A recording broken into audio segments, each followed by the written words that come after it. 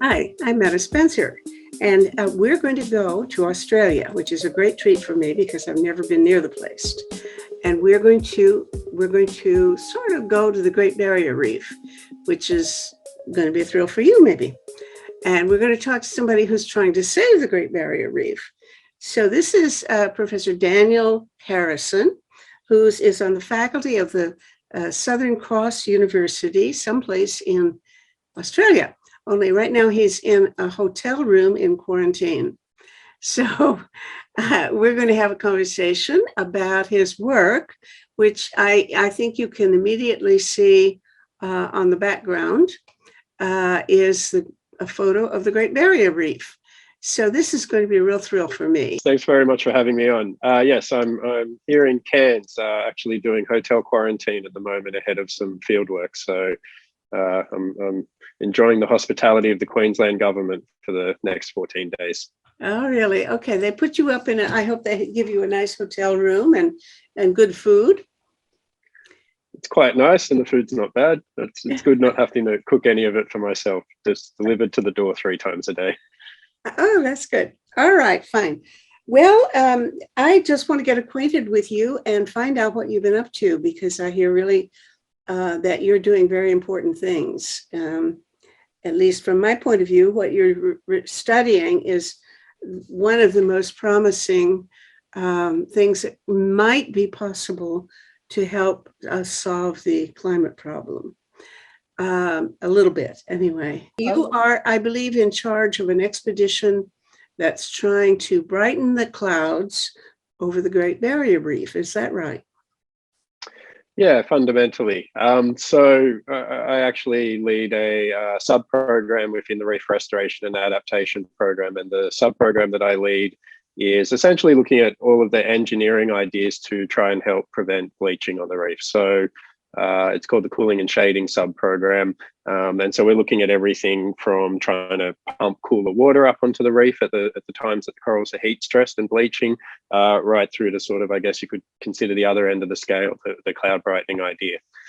And so we're sort of going through a rigorous process of doing the feasibility and all of these different ideas, and then trying to develop the technology along further where it looks promising. And so the cloud brightening is one of those ideas that through several feasibility rounds now has sort of continued to stack up as being potentially hard to achieve, but also quite high reward, because if it works, you'd be protecting the whole of the reef in its kind of natural state, all the old corals, the young corals, the new corals, all the other life on the reef as well, because you're protecting the ecosystem that's already established there over millennia, obviously, as opposed to some of the other options which we're forced to look at as well, which is sort of trying to restore the reef after it's been damaged. Okay, now I gather it's mostly the water warming that's the problem. Is that right? Or is it the acidification, or what's going wrong with the reef? And how bad is it? Are there just patches where it's gotten into trouble, or is the whole place in deep trouble? There's a lot in that question. So if we go back to the start, there's a huge amount of different stresses sort of affecting the ecosystem of the Great Barrier Reef. We've had, I guess, what you could call traditional anthropogenic stresses building up and having an impact on the reef for a long time. And so these are things like fishing and tourism. Water quality is quite a large issue on the reef because a lot of the Queensland coast has been converted to do agriculture, and the agriculture, the nutrient runoff goes into the rivers, and that finds its way out onto the reef. We have a problem with crown of thorns starfish. So there's outbreaks of this starfish that actually eats the coral. And that's contributed to quite a lot of coral loss over sort of the last 30, 40 years. And people are, there's still debate about the reasons, but some people believe it's linked to water quality, could also be linked to changes in predation from fishing. But by far the biggest stress facing the reef going forward, or the most immediate, is the warming water temperatures. So coral have a fairly narrow tolerance for heat stress. So even though coral reefs in different places have a different water temperature, it's departures from that water temperature. When it gets warmer than what the corals are used to in that particular place, they become stressed, and the symbiosis with the algae that live inside the coral and provide most of its food through photosynthesis, that breaks down, and the corals actually spit those algae out. And depending on how severe is the stress and how long it lasts, the coral can then go on to essentially starve to death. They can also, the water has been so warm during some of these recent bleaching events in some places on the reef that the coral have died, not from that sort of gradual process of the symbiosis breaking down, but they've just sort of cooked to death. So it's quite alarming, and with the projected warming trends of global warming, the reef is in very serious trouble over just the next couple of decades. We've already lost somewhere between 1/3 to 2/3 of the coral cover on the reef, but the bleaching is quite patchy. So there's areas of the reef that are still extremely pristine, and there's other reefs that are quite severely damaged, and it depends on where you go. It's quite uneven, the impacts. If you could solve the problem for the whole thing in terms of warmth, the places that are bleached, could they revive? Yes, they do recover, and there's already recovery underway at some of the places that have been bleached sort of 5 years ago or more, or there was even some bleaching all the way back in the El Nino of 1998, and the reef also recovers from other impacts. Cyclones are another fairly large natural impact on the reef that causes a lot of damage, but they're part of the natural system. Although of course we're also worried that with global warming, cyclones might be increasing in frequency and hitting the reef more often into the future. So yeah, the reef can recover, but the big problem is that the bleaching events in particular are becoming more frequent. So up until 5 years ago or so, there was only really one recorded bleaching event on the Great Barrier Reef, and that was in that El Nino of 1998, and then nothing since. In the last 5 years, we've had 3 very widespread and very damaging bleaching events on the reef in just the last 5 years, and so they're increasing with frequency, and we expect this to continue. And so when a reef recovers, even the very, very fast growing corals, they can take around 10 years or so to reestablish. The slow growing corals can take hundreds of years. And you mentioned acidification before, and so while we're quite focused at the moment on this issue of heat stress, of thermal bleaching on the reef, because it's happening right now, and it threatens to kill off the reef very, very quickly over the next coming decades. In the longer term, ocean acidification is going to be a huge problem as well. So I think you said earlier in the conversation about that this could be one of the solutions to climate change. I don't think that this is actually a solution at all. What we're essentially trying to do is buy time. I think at this stage we've left it too late to solve the problem by sort of just reducing emissions alone. It's even if we really get going now, we're still going to see a lot of continued damage on the reef. And so I think what we're trying to do is sort of preserve the reef for as long as we can, and it has to go hand in hand with that really strong action on climate change.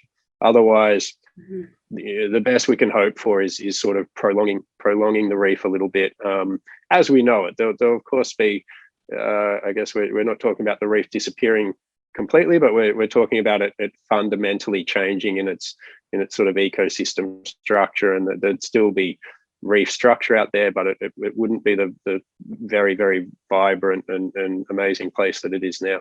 Mm-hmm. Okay, I think I stand corrected, because it is important to make it clear that we're not talking about saving the whole problem or reducing the problem of climate change with these interventions, but that is true for all kinds of other potential interventions. It is largely buying time, because it's really the fossil fuels are the main thing. It's just such an enormous industry, sort of fossil fuel extraction. It's incredibly hard to get your head around it. And I read things about other organizations that are interested in cloud brightening, and they're trying to do mostly lab research and so on. Is there any place else that you know of where they're trying to use it for, get some practical benefit from the research and from actually doing in the field using cloud brightening. Are you the only person? I think so. So of course we're standing on the shoulders, like all research of all the research that came before us. Of course, you know, the nozzles that we're using are sort of a iteration based on some research that was done in the US over many years. But yes, I think we're the first research group to move the technology from the lab to start investigating it outdoors. So I guess tell me it's what you important. do. You have several ships, are you going out into the reef and spraying? Well, you tell the world what you're doing. I've interviewed a number of people on this topic already because I think it's so important, but I haven't interviewed anybody who's actually been doing it. So, well, I guess it's important to make a distinction here, right? So we're doing research. We're not actually out brightening any clouds yet. Um, there's a lot of engineering involved from sort of having a single nozzle, I guess, to actually being able to spray the seawater, sufficient seawater, and generate enough particles to have a measurable impact in the clouds. And so we're still somewhere in the middle between the lab and actually having an impact on the clouds. And I think there'll still be a couple more years of refining the technology, both in terms of producing just exactly the right sort of diameter of the sea salt crystals that are sprayed. That's very important in the response from the cloud. And then just being able to develop the sheer numbers of them required for a reasonable amount of energy is an enormous challenge. And at the moment, I think we're sort of at the point maybe where by brute force we can scale the technology up sufficiently to have a measurable impact on the clouds. But we'll need technological breakthrough to reduce the energy efficiency enough to be able to operationalize that. At the moment, it's very much still research. okay. Well, I'm sorry. I thought you were out there brightening the clouds, and so I'm disappointed in you. Tell That's me, okay. tell our viewers who may not have watched any of the previous shows what it is we're talking about. The whole theory behind what you're doing. What is it that you're trying to accomplish? Sure. So if we go back to the sort of the basic fundamentals, every droplet in a cloud needs a nucleus, a tiny little floating particle in the air to condense around. And when these particles are suitable to create a cloud droplet under the right conditions, they're called cloud condensation nuclei. And over the ocean, cloud condensation nuclei are mostly made up either of sea salt from breaking waves when the wind blows across the ocean, and then those droplets from the waves evaporate, and a tiny little salt particle gets mixed up through the atmospheric boundary layer. And then later, when the macro meteorological conditions are right to form a cloud, the water vapor condenses onto that cloud condensation nuclei. The other major source over the ocean is from phytoplankton and biogenic sources, which release sulfur compounds, which are gases, escape the sea surface, but then through atmospheric chemistry can actually create particles. And over the land, there's also, of course, and the ocean too, in some conditions, a lot of other sources. So a lot of dust, there's particles from human pollution, there's particles from combustion engines, there's particles from coal burning power plants, of course. And so what can happen though is not so much over the land, but over the ocean. Sometimes when the air is come mostly from over the very, very clean ocean, the particle concentrations are very low. And when a cloud forms under those conditions, for a given amount of water vapor in the cloud, it's forced to condense onto the particles that are there. And that can lead to the cloud having quite large droplets. And large droplets are much less effective at reflecting light back from the sun. In fact, if there's some great pictures on the internet to do with cloud brightening, that if you take two jars and you fill them up with perfectly clear glass marbles, if you fill a jar with the small marbles, it appears white. If you fill them with large marbles, it appears clear. And that's the basic principle. Even Stephen Salter showed me that. He had two jars on his desk. So yes, one was much whiter than the other because they were smaller. Uh-huh. Exactly. So that's and that's the sort of fundamental first indirect impact of adding extra cloud condensation nuclei, which is what we're trying to do if we're trying to do cloud brightening. But then there's also a series of secondary effects which can go on from that, quite a bunch actually, and it gets very much into cloud microphysics. But an easy to appreciate one is then the cloud might be a little bit less likely to rain. And of course, when clouds rain, they're dissipating, they're disappearing. So if a cloud is less likely to rain, it might stick around longer, and therefore it might provide another increase in net radiative forcing that way by staying around longer and reflecting more sunlight. And it's the smaller droplets that stay around longer and that are whiter and reflect more, right? And that's right. The others are the darker ones are rain clouds, right? Yeah. So they less reflective anyway. If they pass a certain threshold, then they can keep growing and develop into rain. Yes. And so it's very complicated and depends entirely on the situation. But overall, I think the view is that by reducing the size of the droplets and brightening the cloud, it's also slightly less likely to rain. In the first instance. Sorry. So basically, when it comes to the reef, I guess what we've looked at through these feasibility studies is where the air is coming from and what sort of background cloud condensation nuclei concentrations there are in that air. And it so happens that at the specific time that the reef bleaches during the summer months, the air that's coming onto the reef during that time is mostly coming from right out over the sort of the southern mid-Pacific Ocean. And it's some of the cleanest air in the world outside of Antarctica, some of the lowest natural cloud condensation nuclei concentrations. And so that's one of the reasons that we think this can work over the reef. Which way does the wind blow? I thought doesn't it blow east? It blows from the southeast predominantly, the east and the southeast. During these months, when the risk's most at sort of the late summer, when most of the heat stress accumulates and the reef is at the greatest risk of bleaching, the predominant winds are from the east, southeast and the southeast. Mm-hmm. And so the idea is you're going to cover the reef, if you can, with clouds, and that's going to reflect the sunshine so that it's going to be cooler underneath, and that's going to save the little corals, right? Basically, except I guess so. The important thing to understand about cloud brightening is that you're not actually making clouds. So the clouds that are there are the clouds that would have formed anyway, but by doing this seeding into the atmosphere of these salt crystals, which are the same there, but just increasing their background concentration, when those clouds form, they're a little bit more reflective, and maybe they stick around a little bit longer, maybe. And it's a very small change though. But if the modeling that we've done that sort of has the ocean and then feeds it from the atmospheric forcing, shows that if we do that over the reef for a couple of months over the summer continuously, then gradually the water cools down. Not a huge amount, only maybe half a degree or so, maybe a bit more, maybe a bit less.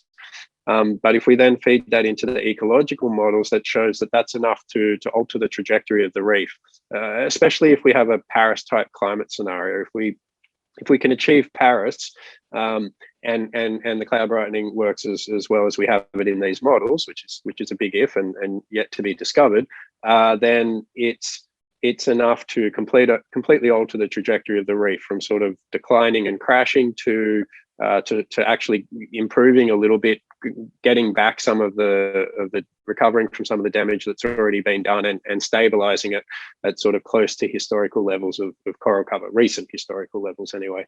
But in the alternative, if we have sort of business as usual climate change and we don't meet these Paris type targets, then the modeling also really clearly shows that you can only do so much cloud brightening. There's only sort of a gap between, how much natural condensation nuclei there might be, and if you try to fill that gap, basically it's a law of diminishing returns. So you get more improvement for the first extra 100 condensation nuclei you add per centimeter cubed, and then less for the next 100, and then even less. It's a asymptotic curve.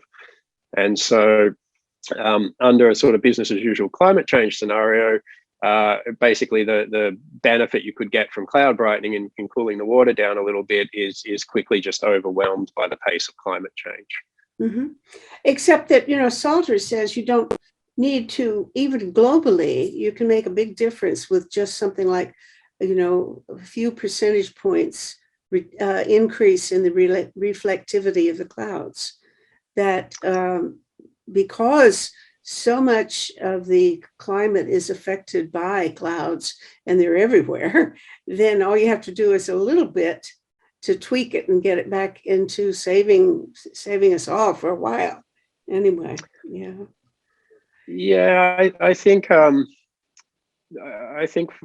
fundamentally that's not incorrect. The sort of the global forcing from clouds is very large, and if you change it just a few percent, that's theoretically enough to sort of offset all of global warming. But I guess there's two things that matter for my project. One is that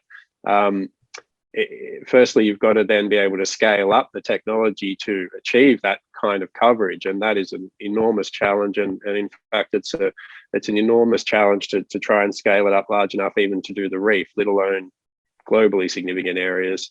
The other thing that matters is that it's actually harder for us to do it on the reef in a sense than it is to do it globally, because we're targeting this limited area just over the reef. We need the effect. We need all of the mixing and all of the impact on the clouds to happen in a relatively short distance, while that air is still sort of moving across the reef. Whereas if you were to target sort of global cooling, which is quite different than our project, you'd have an advantage, because if you go out in the middle of the Pacific Ocean and you release the particles, there's obviously a vast distance over which they can then act and have their benefit. Mm-hmm. I see. Okay. Yeah, but the wind is blowing everywhere. I mean, the clouds are moving, but still, I can see your point. If there's a large area where if they move over someplace else, it's still doing some good. Yeah. Okay. Yes, just not for the reef exactly. We need the cooling to be directly over the reef for our concept. Well, I've talked to Stephen Salter several times. Last week, I also had Alan Guardian, yes. Yep. And they were sort of disagreeing about where to do it. Guardian thought that the most important thing is to do it in the around the equator or someplace where it's really hot, and the clouds would go and do good things. And I think that Stephen Salter thought if you can possibly do it in the Arctic, that's where it's needed the most. And of course, for a couple of months, believe it or not, I was surprised to hear that there's actually more sunshine in the Arctic than there is anywhere else, because it's 24 hours a day. It's almost constant. So you could do a lot in a couple of months there. And they're talking about refreezing the Arctic. But I think it was they didn't quite agree on their priorities of whether they should start and concentrate on the middle latitudes or farther to the north. Anyway, that was of some interest. I think they agreed maybe that, or Salter's ideas, you do it in the north, and then when you're losing your daylight, you move it to where you want it. and he says it only takes 3 weeks to move a whole fleet of ships to the southern hemisphere. So, I guess that's a good idea. So how many ships do you need? I mean, for one thing, let's see, that all of these ships can go over the reef, right? Well, I mean, the water is so shallow that you'd be bumping into them with your ship. You certainly have to be careful navigating around the reef. I have a terrific book that talks about all the early shipwrecks in the reef. But of course, it's very well mapped now, and the navigation channels are well known, and with GPS, that makes it a lot easier to not have accidents. So you can certainly, there's quite a lot of shipping in the reef. Actually, I was surprised to find out how much commercial shipping goes up and down inside the reef. But going back to the earlier question a little bit, I think it's important to just make the point maybe that You need a fairly specific set of unique or somewhat unique atmospheric conditions for cloud brightening to work. So it's not that you can sort of just go and do it anywhere where you like. I don't know whether it would work or not in the Arctic. I haven't looked closely at that problem. Certainly, it's interesting over the reef because we had quite a lot of initial criticism over the fact that the clouds that are present in the reef at this time of year are not the very best clouds to do cloud brightening for. Very large, homogeneous, well-established stratocumulus cloud decks, which are present over other parts of the ocean, are the ideal clouds to cloud brighten. And that's where you see these really strong, sometimes evidence of inadvertent cloud brightening when the ships pass underneath. So if you Google cloud brightening, you can see some satellite images of these big streaks of cloud that have been brightened by ships sailing by, and that's not the smoke coming out of the ships, but it's the particles coming out the exhaust of the ship, which are then mixing up and doing the cloud brightening. And under those sort of very ideal conditions, the impact can be very striking. But the interesting thing with the reef is that we need the clouds to be susceptible enough to cloud brightening to cool the water down enough to make a meaningful impact on the sort of ecology of the reef going forward in time. We don't have to have the very, very best clouds. We just have to have clouds that are good enough. And so that's an interesting point, I think. The second part of the question, how many ships do we need? Well, so this is where it gets interesting again about some of the challenges of scaling up. Over the reef, like I was saying, one of our big challenges is achieving coverage, because the air is only passing over the reef for a limited sort of amount of time, or a limited number of kilometers, given whatever wind direction may be. We need quite a lot of individual stations to give time for those plumes to mix together. And so this is a less of a problem if you're doing it out in the middle of the ocean, I guess. But we've sort of calculated that if you want to have the stations sort of within the marine park itself, as opposed to trying to target the air mass further upwind, then you might need as many as 800 or so stations to achieve that coverage. Really? Oh. That's to do the entire Great Barrier Reef, which is a large area. Could you have little ones? I mean, little rowboats go out there with a nozzle. Well, that's sort of the idea. The large number is to achieve that coverage, but it does mean that they wouldn't have to be anywhere near as big as if you were trying to achieve sort of something in the open ocean. And so I think, I mean, it's very early, and that number could be revised quite dramatically. That's kind of a first back of the envelope calculation in a way. Salter was talking about 800 as for the whole project, as if that's going to handle the world. So your numbers are much different, I guess, from his. Well, but he's talking about having constructed a whole. He compares them to the corvettes that the Royal Navy produced during World War II, and he said you would need about 240 million pounds to run them a year, to make them and run them. So, well, okay, that's a bit steep, but that's nothing compared to the damage that global warming is going to do if we don't do that. So that would be great. But maybe in the short term, you could rent people's fishing boats and yachts. I see a whole lot of people's pleasure boats in the harbor of Toronto. There must be 100 or more. Maybe you can use little boats like that for the task. Would that work? How big does this would a boat have to be? A ship have to be? Again, it comes down to a bit of a difference of the approach, I suppose. If you were going to do the world with 800 ships, they'd need to be incredibly powerful and producing a phenomenally large number of cloud condensation nuclei per second. Our machine currently produces, got the number wrong, about 3 times 10 to the 14 particles per second. And it's sort of a small prototype. I think Stephen might have put numbers designed numbers for each ship at something like 10 to the 18.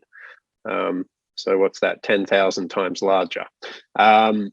We still think ours needs to get a bit larger to do the roof. Maybe it's 10 to the 15 or 10 to the 16, but that's one of the things we're investigating. Now but we're talking here about the size of the spray and the nozzle and the equipment, not the size of the ship or the boat that does it. Right. Okay. Yeah, so I'm talking about the production rate. So how many cloud condensation nuclei you're producing per second. As for the size of the ship, okay, so it's kind of, you know, the prototype that we're using for experimentation at the moment, and I need to probably be a bit careful calling it a prototype because it gives the impression that this is a cloud brightening machine ready to go, whereas this is really actually a research tool. But nevertheless, it's like a modified snow blowing cannon, so it's that kind of size. You know, maybe 2 meters high by 1.5 meters wide. But to get back to your question, I think the idea for the reef that you might be able to achieve the sort of coverage that we need is maybe something along the lines of a technology mix. You could put stations on islands where there are islands. You could use ships of opportunity where there's commercial shipping up and down the reef potentially, and also where there's tourism boats going in and out onto the reef every day. And of course, though, you'd also need a lot of dedicated stations on top of that, and you might be able to have them on sort of barges, because we don't need them there all of the time. The cloud brightening for the reef is a sort of more of a reactionary. You know, if that summer was forecast to have a marine heat wave and to be at risk of bleaching, then you might go out at the start of summer and deploy a whole bunch of barges on the reef, ready to operate, and then only operate them if you thought you needed them, and then bring them back in at the end of summer. And certainly at the moment, you wouldn't even need to do that every summer. Although with climate change, the summers that you do need to do it might become more and more frequent. Well, it sounds like it doesn't have to be all that expensive. It's not going to be cheap. Okay. I think and creating these things. Now, I was reading a much too detailed paper about the kinds of the specifications they need for the nozzles. Of course, I didn't understand a word of it, but it sounded as if they're working with two different types of nozzles. One was electric and one is something else. Now, what are you, did you borrow some design that somebody else has already worked out, or did they lend you their prototype, or what's the story? How are you working with this? Because I gather the nozzle is really crucial. You have to get it right. Mm. Yeah, it certainly is, and I think I don't think cloud brightening is going to be able to get too much further until there are some breakthroughs in that space. But so as to the technology that we're using, we adopted a published design, one of several concepts that the group in Silicon Valley, the Silver Linings group, they've published a few papers looking at lots of different options of how you might create the cloud droplets that you need, and they concluded a few years back that the most promising technology for sort of getting out there and getting started was effervescent atomization of water. And so it's that principle, and indeed we started in the lab with that nozzle, but we've developed it some ways to departed somewhat, I guess, since then in its sort of design, but it's the same basic principle that was promoted by that American group some years ago. But in parallel, we have a whole research part of our program that's looking at different nozzle technologies, looking at entirely other ways of producing the droplets, which might in the long run be more energy efficient and more promising. Oh, so you're inventing your own nozzle? Working on it. Okay.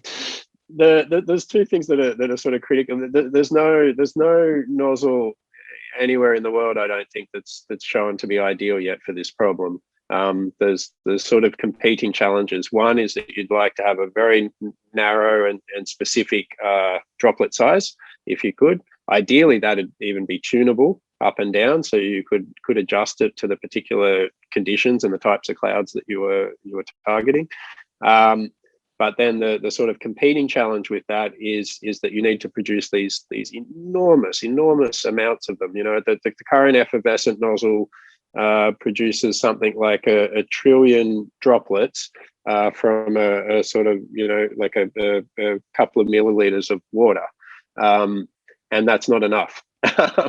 We need to produce more. We can use more water, of course. There's plenty of water, but those two design criteria compete against each other at the moment. You can develop very specific sizes of water droplets, if you like, using some existing technologies, but only at very low production rates. Whereas at the other end of the spectrum, you can use something like the effervescent technology to produce a quite large number of droplets, but you have you don't have the good control over the size distribution, and you get quite a large spread of droplet sizes, which is not what you want, ideally. Mm-hmm. So now, there's still a lot of challenges there. Are you out there on the water experimenting with this thing, or do you do it in a lab, or where do you do most of your work? And are you at the phase yet of being able to determine whether or not it will work, whether it will have any impact on cooling the water underneath? No, I don't think we've proven that yet. So the models lead us to continue to be encouraged, I guess, is the way I'd describe it. So I guess the sort of the process we're working through, not just with this technology, but all the technologies we're looking at in the reef restoration and adaptation program is exactly that. Where there's insufficient information to be sure that they'll work, we're progressing them and continually reevaluating. I guess the priorities for investment until we hopefully end up in the end with a bunch of solutions that we're confident will help the reef. And so, no, we're not. There's still probably a few years to go, I think, before we're sort of sure that cloud brightening would work on the reef, because that's going to require those sort of improvements in nozzle technology and a larger machine probably to actually then go and actually brighten the clouds and measure that change, and that's what we're working towards. And so, sorry, I forgot the other half of the question. Well, I'm reacting badly because I'm so panicky about the urgency of the situation, because I think, okay, once we get to 2050, if people have done everything they're supposed to do, things will begin to maybe get better, or at least it won't get better, but it'll stabilize.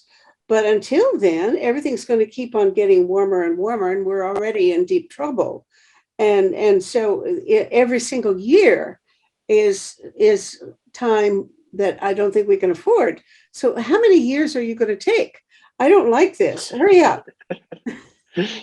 Well, I think probably the nozzle is the major holdup. We as I've sort of said a couple of times during this chat, we're going to need a breakthrough nozzle. I think by sort of brute force, we can probably push on the nozzle that we have and scale it up enough to do an experiment where we measure the change in the clouds, but that's not going to cut it for operating. We need to improve the energy efficiency of these nozzles, and I think what we'll discover when we get to the point of being able to start to influence the clouds is that we've got a long way to go in improving the size distribution coming out of the nozzles too. So we need a technological breakthrough, I think, and we are working on it. You asked where was that was the other part of the question. You asked about where we did our field work.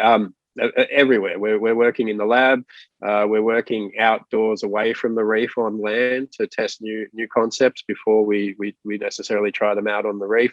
And the work that we're doing out on the reef is very foundational as well, because one of the key design criteria, this is just one example, of course, but we need to actually go out on the reef and measure what fraction of the droplets we're producing are actually making it up into the clouds, because that feeds back into the design of the machine itself. How big does it need to be? How many droplets does it need to produce? how many do you need to make? That number of 800 stations, for example, is a first estimate, and we need to go and do this experimentation out on the reef to get the results, feed those back into models, and use those models to improve those sort of first back of the envelope type estimates. And so unfortunately, all of this does take time, and coronavirus has certainly not helped. It's set us back quite a long way, actually. Everything from sort of global procurement of new bits and pieces that we need for our research through to again, this year, our international collaborators might not be able to come to Australia in time. I'm trying to visualize what these nozzles are like. And of course, I just think of a garden hose. And I assume that this thing must be so powerful that if you stood in front of it, it would kill you, right? You can't just squirt this at somebody, right? It must be going, if you're going to send it up into the clouds, it must be so powerful that it would be like a bullet hitting anything that got in its way, right? No, actually, you got so this entire machine, geez, what is it? Only atomizes about 4 liters of water a minute. So the sprays coming out of the front, they're nano sized. The droplets themselves are sort of sub-micron, so in the hundreds of nanometers, and the salt crystal, as they very quickly evaporate, is sort of down around 100 nanometers or even less. That's something that we're trying to actually make them a bit larger, but. And so, no, if you stood in front of it, it does have quite a big fan, but that's just to get that kind of initial dispersion. But if you stand in front of it, you just feel a very, very fine mist. The droplets are so small that they'd hardly even sort of stick to you. They'd flow around you because they're nano-sized. Well, then what's going to propel them up into the cloud? So we rely on the natural atmospheric mixing for that. Oh. And so we're not shooting them into the cloud and this is one of the sort of efficiency questions that because the boundary layer is very well mixed, and so the aerosol concentration through the boundary layer, these cloud condensation nuclei, are sort of approximately uniform. It's well mixed, and so we actually need to put out enough that they mix through that atmospheric boundary layer, and then as the clouds form, those extra cloud condensation nuclei that we've put there get sucked up into the clouds, essentially. Okay, well, I had this vision of a machine that would need a lot of electrical power just to shoot this thing far enough. But it sounds like the power, the energy of shooting it isn't that great. If you're just going to squirt it around where, if you stood in front of it, you wouldn't get hurt. I'm surprised. So are these things going to be the kind of thing that a dozen people could move around and put on their boat, or is it going to be like each one is $20 million and made of diamonds or something? No, I think that's quite important. We're trying to stick so far, or put most of our attention so far into technologies for the nozzles that are simple, because trying to run super complicated equipment that needs computer controlling and lots of electronics and that sort of thing at sea is always problematic. It's a very, very harsh environment. And also because of the scaling up, as you say, it's not going to be possible to have sort of, expert teams at every single one of those stations, right? We need something that's quite robust, has a simple principle of operation, that the nozzles aren't going to clog up. And so that does sort of limit, out of the total number of technologies that people think could be applicable to cloud brightening, it does limit our focus a little bit to those that are sort of relatively cheap and practically robust to implement. No, the current machine that we've got could probably be built for cost a bit more, of course, because it's sort of a custom one of a kind. But if you're mass producing them, it'd be in the tens of thousands of dollars, I think. But the problem at the moment, I think, is still the energy consumption. So the energy consumption is high. It's not to shoot them up to the clouds. It's because producing the droplets via the process we're using at the moment is not highly efficient. There's a lot of there's a very small number of droplets that are too large, which have a large portion of the mass in them. That's a part of the problem. If you could break those up, then that'd improve the overall efficiency of the process quite a lot. So that's one of the avenues to pursue. Okay, But now when you the get solution might also be a completely different technology, I think. you think, oh, you're not banking on your invention as being the final one. Well, no, I'm not banking on the one. Well, no, I'm not banking on anything at the moment. But no, the latest technology that we're testing, like I said, we have a few parallel efforts of looking at different technologies. It's the sort of the one that's developed the furthest that we're using for the field testing, but back on land and in the lab, we're looking at other technologies, and one of those does look very promising. A single nozzle is producing already about 10 times as many droplets as our whole machine at the moment. So that technology looks promising, but there's challenges there too in moving it from the laboratory to the field. So, have you got a lot of what do they call it, blowback, resistance from people who are worried about quote unquote geoengineering? I mean, I talk to people who just say, well, you don't want to interfere with nature or something, as if we haven't been already interfering with nature. And what I'm wondering is what kind of, not only what kind of approval you have to get in order to okay your experimentation and know that you've got the world on your side. But of course, how do you get funding for it? And what does your government think about it? Australia's government is not the most advanced right now in the world of progress toward solving global warming.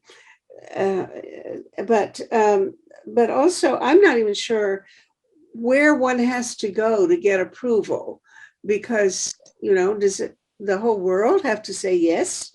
We like what you're doing. And I understand that there have been several experiments that were not even going to have any real effect on climate, whatever, but they were just various kinds of tests, which have been canceled because they were not approved by some scientific committee someplace at a university who are too cautious, or at least from my point of view, too cautious. What is the prospect of being able to get the world on board with your experiment, but a whole lot of others that obviously need to be done? I would wish right now that there were dozens of other, maybe there are, but I haven't heard of dozens of other organizations, research outfits that are doing the kind of work you're doing, so that, it would be lovely to get a whole bunch of people in different parts of the world working on this and somebody coordinating it. So maybe you could move a little quicker. But for this, what kind of approval would you need? And what does the world expect of you? And are you considered a bad guy and a dangerous man? Not. Look, I think it really largely comes down to intent, right? Even the definition of geoengineering kind of comes down to intent. If your intent is to impact the global climate, that's geoengineering by the sort of original definition. If your intent is to influence local climate, then it's a lot less clear, right? Cloud seeding, for example, is practiced all around the world to well, for a couple of purposes, mostly to increase rainfall for hydroelectricity, or where there's insufficient rainfall for other reasons like droughts, but also to prevent hail damage, for example, and that's not considered geoengineering. But without getting into sort of a debate about whether it's geoengineering or not, because it's such a vague term, I guess. I think it really boils down to intent. So if the intent of the research is to lead to solutions that could be deployed at a global scale and influence the global commons, then there certainly has been a lot of debate over what the appropriate governance mechanisms for that are, what the ethics of that are, and who needs to be consulted. I guess in our project, in the wider reef restoration and adaptation program, the sort of the governance structure is fortunately more clear. It's, the Great Barrier Reef Marine Park is managed by an Australian federal agency, the Great Barrier Reef Marine Park Authority. It's probably one of the best and most tightly regulated marine estates in the entire world, I would say quite confidently. And so the processes that we've had to go through for approval are quite rigorous.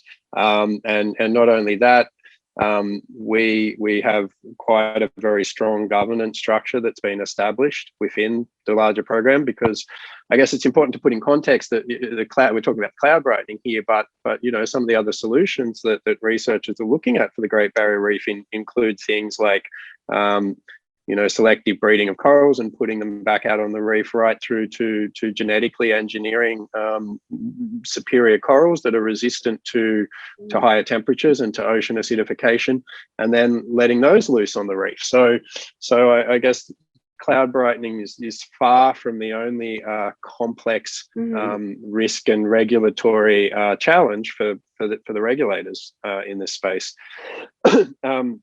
I guess another thing that's very important in our program, the Reef Restoration Adaptation Program, is our close engagement with traditional owners. So we actually don't do any work on the reef anywhere in the program, including the cloud brightening research, without the free, prior and informed consent of the traditional owners of that sea country where the research is taking place.